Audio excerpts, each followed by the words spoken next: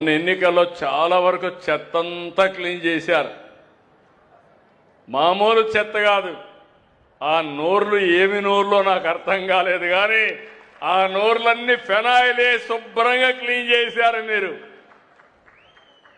ఇప్పుడు మిమ్మల్ని అడుగుతున్న ఇంకా అక్కడక్కడ కొంత చెత్త వాసనలు ఉన్నాయి. ఇంకా రాజకీయాల్లో క్రిమినల్స్ వాళ్ళు మారరు, జీవితంలో మారరు.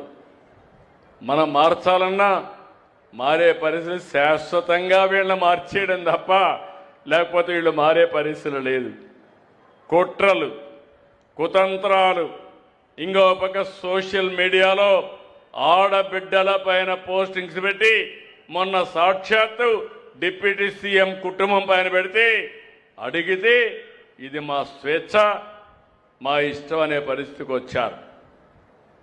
అలాంటి వారికి రాజకీయ పార్టీలు డబ్బులు ఇచ్చే పరిస్థితికి వస్తున్నాయి. నేను ఎప్పుడు కూడా పౌరుషంగా మాట్లాడను, కానీ ఒక్క విషయం మీరు గుర్తుపెట్టుకోవాలి. ప్రజల్ని కాపాడాలనేటప్పుడు నా ప్రాణాలు కూడా లెక్క పెట్టుకోకుండా పనిచేసిన వ్యక్తిని నేను. నాకెవ్వరితో గొడవలు లేవు, తగాదాలు లేవు. కానీ ప్రజల యొక్క జీవితాలకు ఆటంకాలు కల్పించి మీ జీవితాలతో ఆడుకోవాలంటే స్టబన్గా ఉండడం తప్ప వేరే మార్గం లేదు. ఒకప్పుడు తీవ్రవాదులు మీరు చేసే తప్పని చెప్పాను, నా మీదనే దాడి చేశారు. 23 క్లేమోర్ మైన్స్ని బ్లాస్ట్ చేశారు. సాక్షాత్తు వెంకటేశ్వర స్వామి దిగి వచ్చి నాకు ప్రాణభిక్ష పెట్టాడు తప్ప లేకపోతే నేను బతికేవాడిని కాదు.